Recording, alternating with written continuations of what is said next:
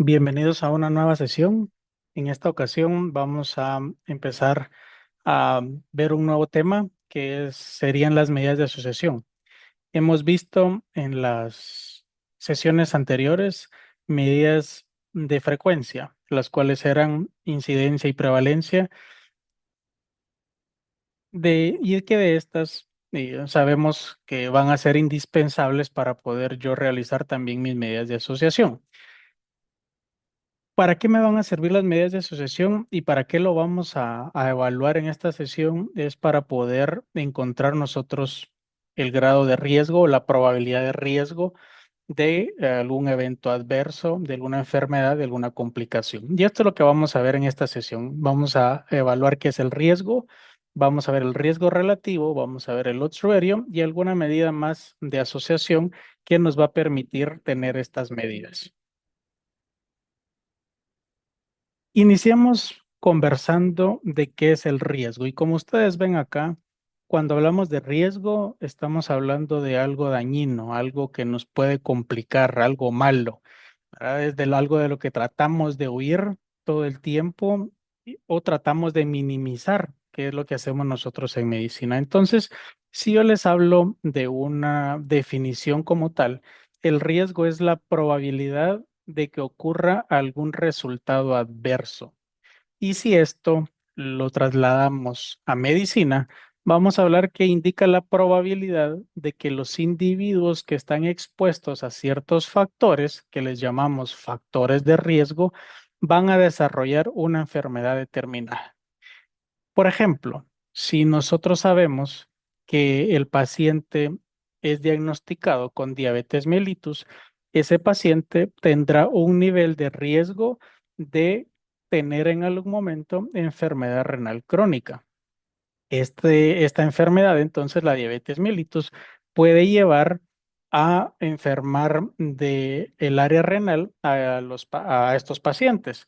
Por lo tanto, no todos los mismos pacientes tendrán el mismo riesgo. Habrá algunos que dependiendo de cómo tengan controlada la enfermedad de la diabetes, pues aumenten o disminuyen el riesgo de llegar a esa complicación que sería una enfermedad renal. En este caso, la diabetes sería una enfermedad y un factor de riesgo al mismo tiempo. Y eso es lo que nosotros vamos a ver ahora dentro de las definiciones.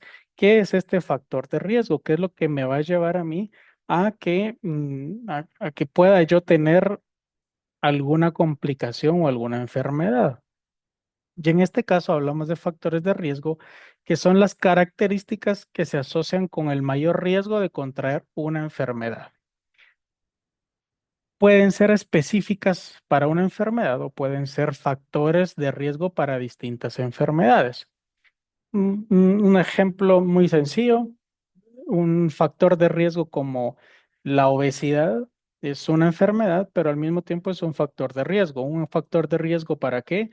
Para un infarto agudo del miocardio, para diabetes mellitus, para enfermedad cerebrovascular, etcétera. Entonces, este mismo factor de riesgo me puede llevar a tener, en este caso, varias enfermedades o varias complicaciones, varios desenlaces dañinos para ese paciente.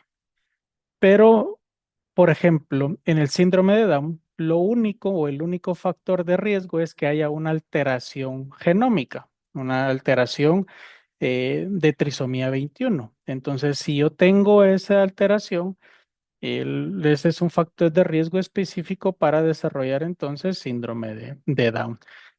Como les menciono, pueden ser específicos entonces para una enfermedad o pueden ser factores de riesgo para distintas enfermedades. Ahora, ¿puede una característica ser factor de riesgo y enfermedad al mismo tiempo? Sí, como les acabo de mencionar, la hipertensión arterial, por ejemplo, es una enfermedad, pero el paciente que es hipertenso tiene más riesgo de que tenga un infarto agudo del miocardio que el paciente que no es hipertenso. Entonces, así el factor de riesgo puede ser enfermedad o puede ser únicamente factor también. Algo muy importante y que ustedes siempre deben recordar es que no tenemos factores únicamente clínicos. Nos acostumbran en la universidad a que los factores que nos van a llevar a enfermedad generalmente son los clínicos, porque son los que más se han estudiado y los que más se pueden asociar en algún momento. Pero recuerden que todos estos factores de riesgo que tenemos, todas las condiciones socioeconómicas, culturales y del medio ambiente que tiene el individuo, pues puede repercutir en su salud y ser un factor de riesgo. Tenemos los factores individuales como la edad, el sexo, algunos factores físicos y genéticos, ¿verdad? Sabemos que no es el mismo riesgo de un infarto agudo del miocardio de un paciente que tiene 78 años que de un paciente que tenga 25. Sabemos que hay ciertas enfermedades también que son específicas del sexo. Algunas mujeres tienen más riesgo de contraer alguna enfermedad cardiovascular que los hombres. Los estilos de vida de cada uno de los individuos también influye, si realizan ejercicios, si son sedentarios, si tienen una dieta adecuada, las redes sociales y comunitarias, y aquí también influye mucho la parte de educación. No es el mismo riesgo de enfermar el que tenga alguien con educación que el que no tiene nada de educación, porque se supone que el que tiene educación sabe cómo cuidarse un poco más, ¿verdad? El acceso a agua y saneamiento no es el mismo riesgo de enfermar de una enfermedad gastrointestinal en una comunidad que el que vive en una ciudad. Los riesgos son distintos. Al final, siempre tengan en mente que no solamente el factor clínico per se del individuo es un factor de riesgo, sino que hay distintas condiciones y múltiples factores que pueden influir dentro de este individuo. Cuando hablamos de riesgo, es necesario hablar de exposición al riesgo. ¿Y qué es la exposición al riesgo?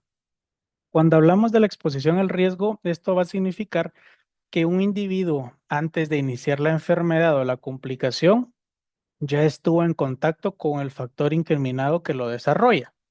Ya estuvo expuesto, ya estuvo en contacto con ese factor para que pudiera desarrollar la enfermedad o la complicación. Yo aquí siempre les comento que el factor de exposición es una de las variables más complicadas que nosotros tenemos de medir en los distintos estudios de investigación. ¿Y esto por qué? Porque, por ejemplo, si ustedes quieren encontrar una población que tenga las mismas características, es muy difícil encontrar en una investigación de cáncer de pulmón, tener a 100 pacientes que hayan fumado los 100 pacientes 10 cigarrillos todos los días por 10 años. Es muy complicado poder encontrar esas características. Por eso es de que hacemos algunos intervalos para poder medir esa exposición. Entonces, la exposición no solo la medimos en cantidad, sino que también en tiempo. Ay, ¿cuántos cigarrillos fumó por cuántos años? Y eso es uno de los factores que muchas veces nos limitan en las investigaciones o que nos generan un grado de sesgo, porque no es la misma exposición muchas veces de todos los casos. Y otra es la susceptibilidad que pueda tener el individuo, porque puede ser de que yo lo haya expuesto a cigarrillo y que se haya fumado solo 5 cigarrillos diarios por 10 años y desarrolló cáncer de pulmón, mientras que el paciente que fumó 20 cigarrillos diarios por 10 años no desarrolló cáncer de pulmón.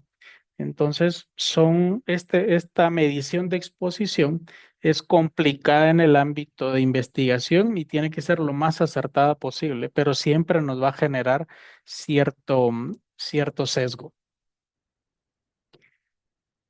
Ya conociendo entonces qué es el riesgo, qué es un factor de riesgo y qué es la exposición, nosotros ese riesgo de complicación, de poderse enfermar, para yo poder decir que un paciente diabético tiene 20% aumentado el riesgo de padecer enfermedad renal del que no tiene diabetes, yo tuve que tener o haber hecho un cálculo o una medición.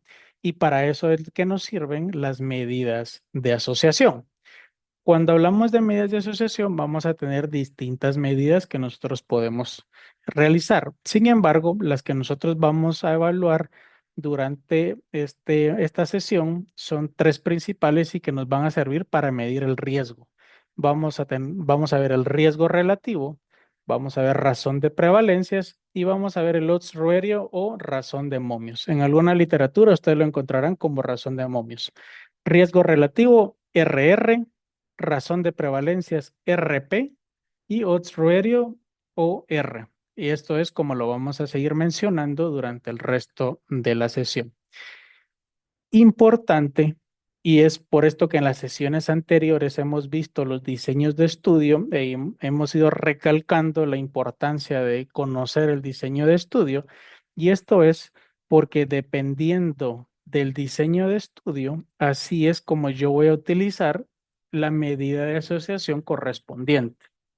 Si yo tengo un estudio que es transversal, que es en un momento dado, se recuerdan ustedes que el estudio transversal es la fotografía del momento. En este estudio yo voy a utilizar la razón de prevalencias para poder calcular el riesgo.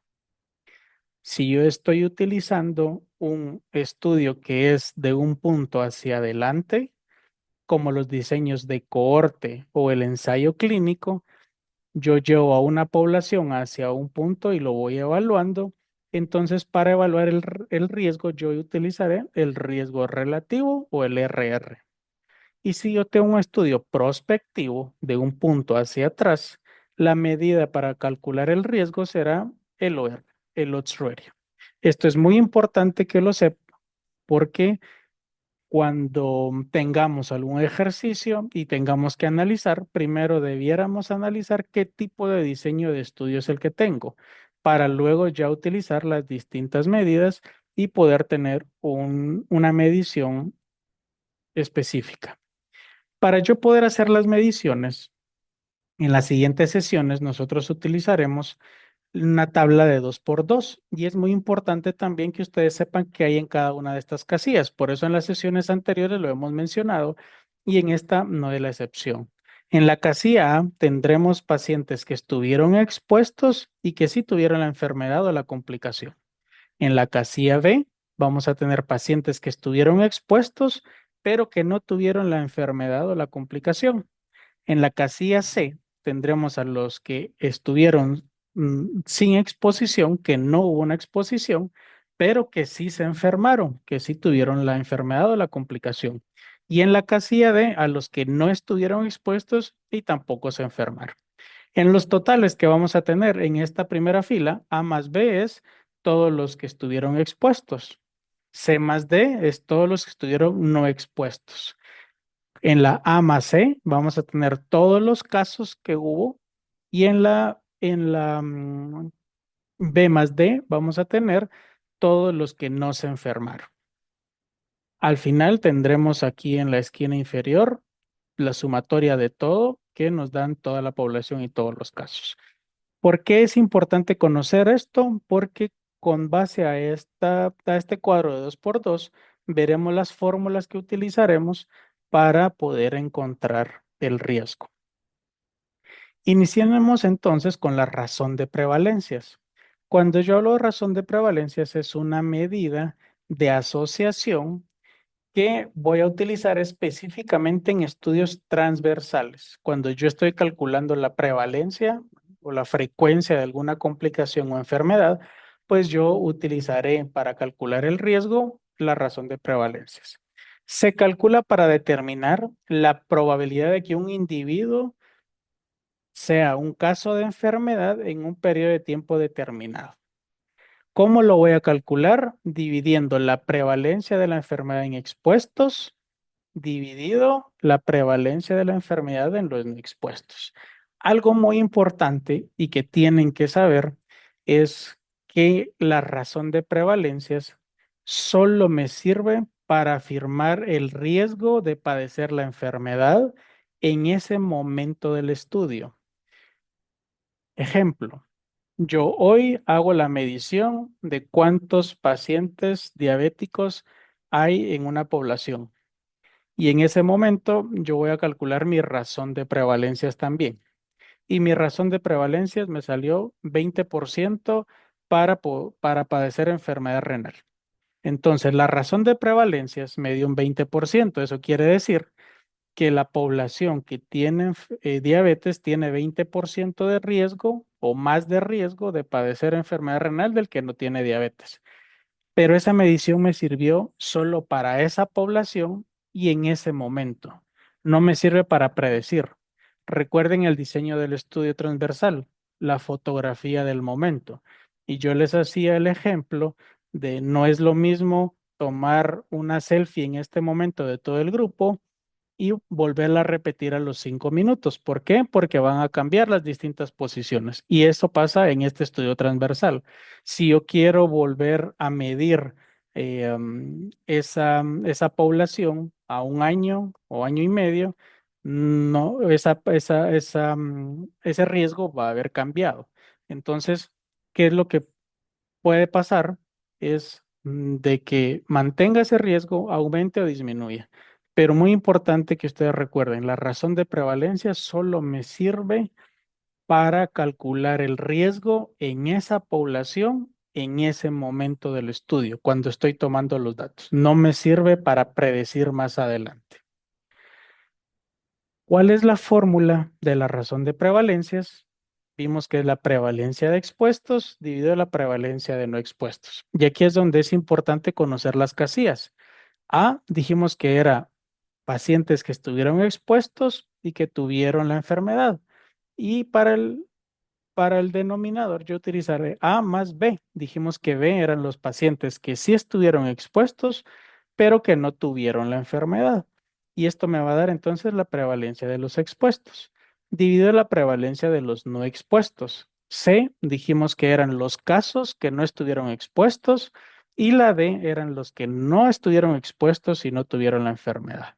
Al yo tener esto, entonces ya voy a tener un porcentaje que yo puedo traducir en mayor riesgo de una complicación o de una enfermedad.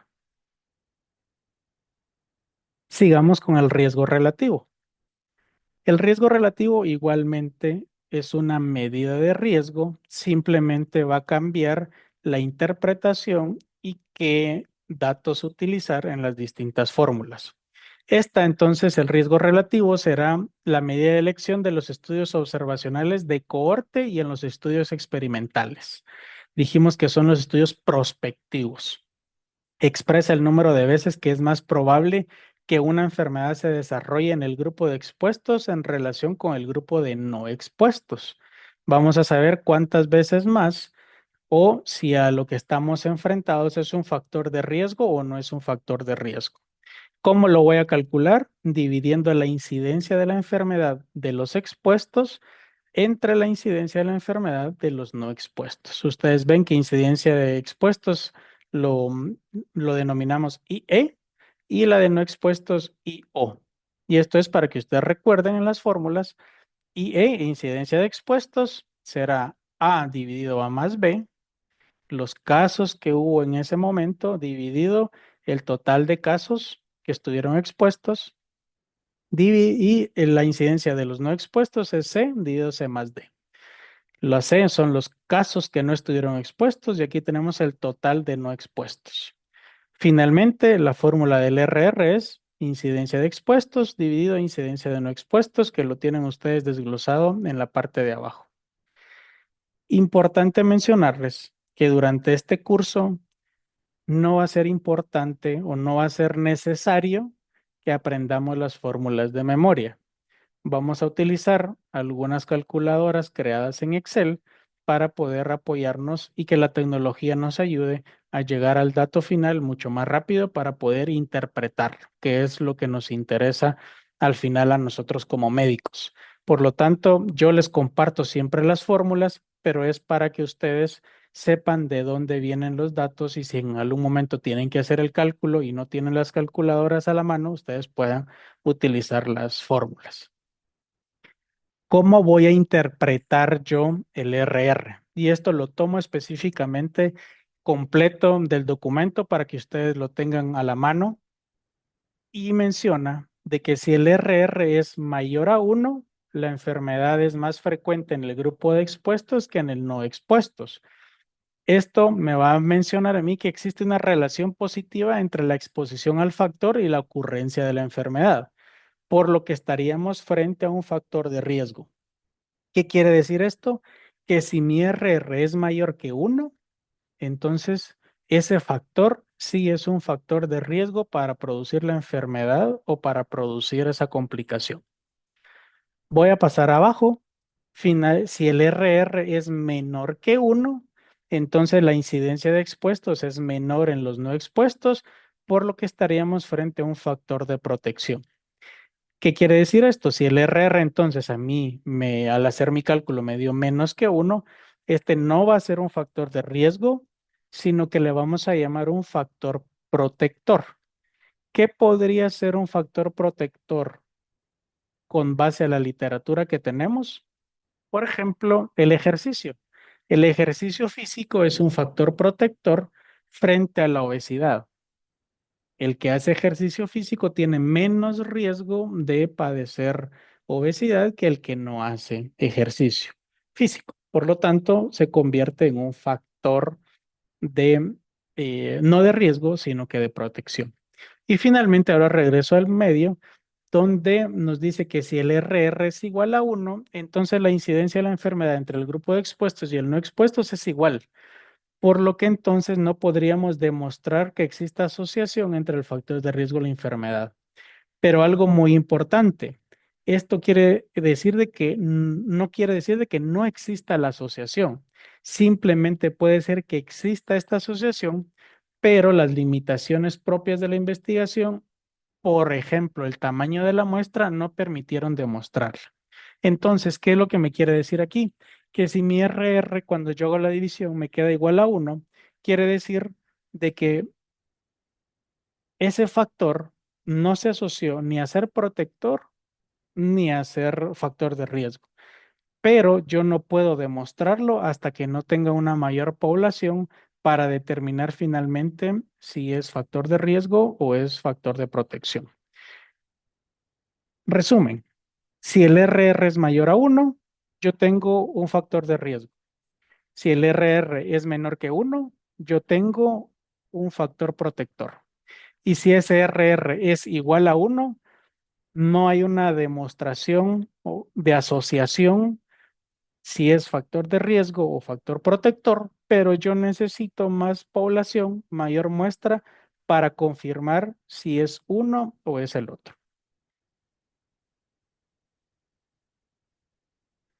Pasemos a la siguiente medida. La siguiente medida es el odds-ruerio. El odds-ruerio es igualmente una medida de riesgo, pero que yo voy a utilizar específicamente en los estudios que son de tipo retrospectivo. En este caso, los estudios retrospectivos son casos y controles. En estos estudios yo no puedo calcular la incidencia, porque la población de estudios a seleccionar a partir de individuos ya han desarrollado esa enfermedad, ya tienen la enfermedad. Entonces, yo voy a utilizar esta medida específicamente para esos estudios de casos y controles. El odds-ruerio, cuando hablamos de odds, y ustedes vayan a buscar en la literatura, la traducción de odds es la probabilidad. Entonces, ¿cómo vamos a calcular nosotros esta, eh, um, esta medición? Es mm, calculando la razón entre los odds de la exposición observada de los casos expuestos dividida entre la odds de exposición del grupo control. Vamos a ver la fórmula para que nos quede un poco más claro. ¿Cómo la voy a interpretar? Igualmente es una escala multiplicativa como el número de veces que es mayor la odds de exposición en los casos que en los controles. ¿Qué es lo que vamos a decir acá? En la interpretación es 2 veces más o tiene 2 veces más el riesgo de tener la enfermedad que el que no estuvo expuesto, tiene 4 veces más la probabilidad o el riesgo de padecer la enfermedad del que no estuvo expuesto, etcétera. Entonces, el OR nos sirve específicamente en este tipo de estudios de casos y controles y que tienen que conocer ustedes que no lo podemos utilizar con otro diseño más. Entonces, ¿cuál es la fórmula? Y aquí también nos complicamos un poco más con esta fórmula. El OR es el odds en expuestos dividido el odds en los no expuestos. ¿Y cómo lo vemos nosotros en la fórmula? Sería el número de personas expuestas que experimentaron la enfermedad. Esto sería A dividido el número de personas expuestas que no la experimentaron, que sería B dividido todo esto, el número de personas no expuestas que experimentan la enfermedad, que esto sería C, dividido el número de personas no expuestas que no la experimentan, esto es D.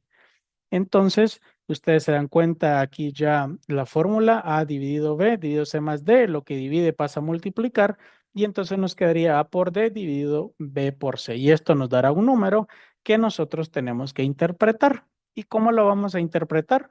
Es muy parecido al RR.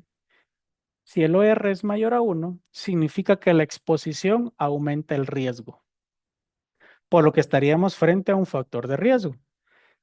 Si el OR es igual a 1, significa que el efecto es nulo o que no hay asociación, que la exposición no aumenta ni disminuye el riesgo. Pero ojo que también tenemos que pensar de que pudiese haber en algún momento no necesitar más muestra para definirlo.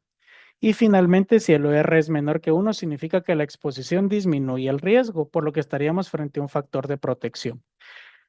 Resumen, si el OR es mayor a 1, tengo un factor de riesgo y me va a aumentar el riesgo las veces que me haya dado mi cálculo. Si el OR es igual a 1, no hay asociación. Y si el OR es menor que 1, va a significar entonces de que va a disminuir el riesgo de padecer esa complicación tantas veces como me dé mi resultado.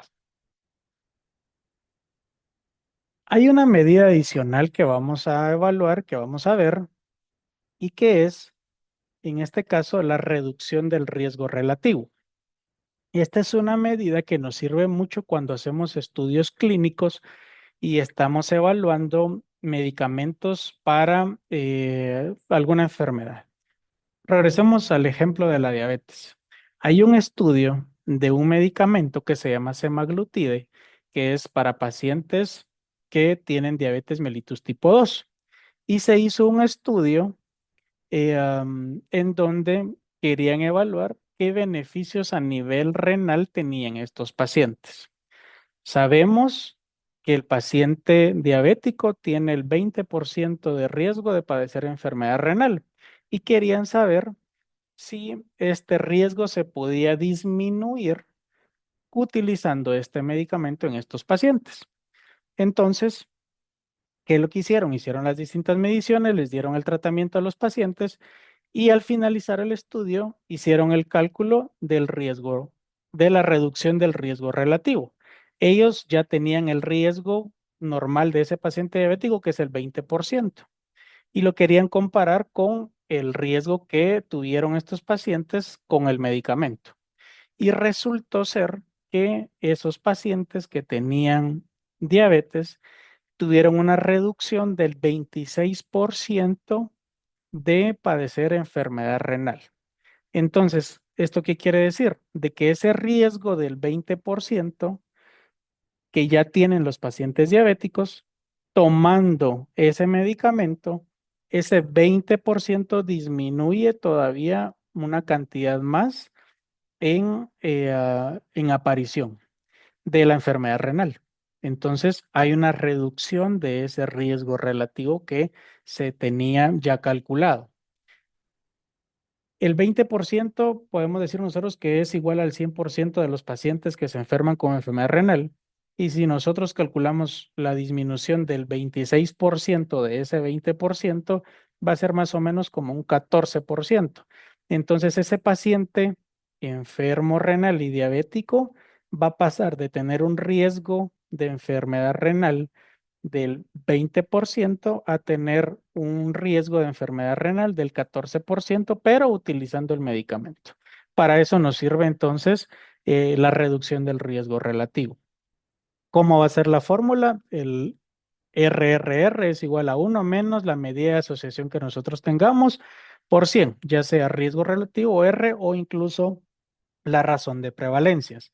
Y aquí tenemos una ley que tenemos que utilizar, una normativa, que si la medida de asociación, ya sea el riesgo relativo, el riesgo de la razón de prevalencias o el OR, el odds ratio, es entre 0 y 2, yo utilizaré estas fórmulas. Y si esa medida de asociación es mayor a 2, pues yo utilizaré estas que están en la parte inferior. Y esto es por razones matemáticas para que podamos nosotros interpretar de una mejor forma.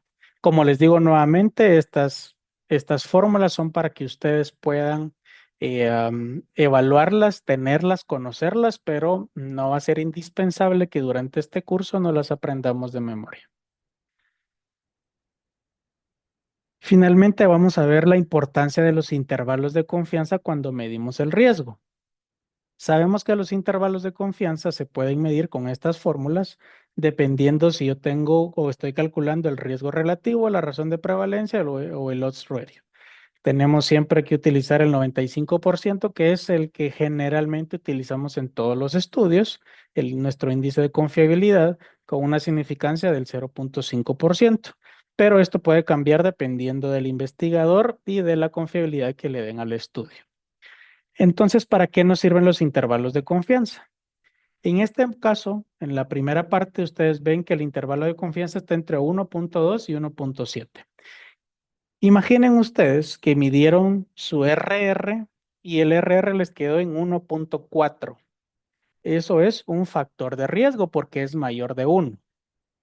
Pero al hacer intervalos de confianza, le salió el menor en 1.2 y el mayor en 1.7. Ambos intervalos están sobre el 1. Eso quiere decir que entonces realmente estamos frente a un factor de riesgo. Vamos al siguiente ejemplo. Calcularon otra vez el RR y le salió que su RR era 0.5. Calcularon intervalos de confianza y salió que era 0.3 el inferior y 0.8 el mayor. Esto es todo menos de 1. Esto quiere decir de que estamos frente a un factor protector. Pero ¿qué es lo que pasa si ustedes tienen un RR que les apareció de 1.2 y al hacer sus cálculos e intervalos de confianza el inferior está en 0.6 y el mayor en 1.3? El RR le salió en 1.2, eso quiere decir que es un factor de riesgo porque es mayor que 1. El límite superior es mayor que 1, es 1.3, entonces yo aquí confirmo que es un factor de riesgo. Pero el inferior está en 0.6, eso es menor que 1. Ahí ya es un factor protector. Entonces, ¿cómo interpreto yo esta parte? Quiere decir de que ese factor pudiese ser un factor de riesgo, pero yo necesito mayor población para poder determinar si es un factor de riesgo per se o es un factor protector. Entonces, siempre que tengamos intervalos de confianza, que el menor sea menor a 1 y el mayor sea mayor a 1, que no estén específicamente en un lado de este mapa, entonces siempre tendremos que interpretarlo de que puede ser un factor de riesgo si queda mayor de 1, puede ser un factor protector si queda menor de 1, pero no lo podemos comprobar y necesitaríamos mayor cantidad de población y mayor muestra para evaluar hacia qué lado termina pues desarrollándose más para completar un factor de riesgo o para completar un factor protector. Y para eso nos sirven los intervalos de confianza también. Finalicemos entonces diciendo para qué utilizamos el riesgo, porque el riesgo realmente no nos va a servir únicamente como la medida que es, si no lo podemos utilizar, como siempre les he dicho.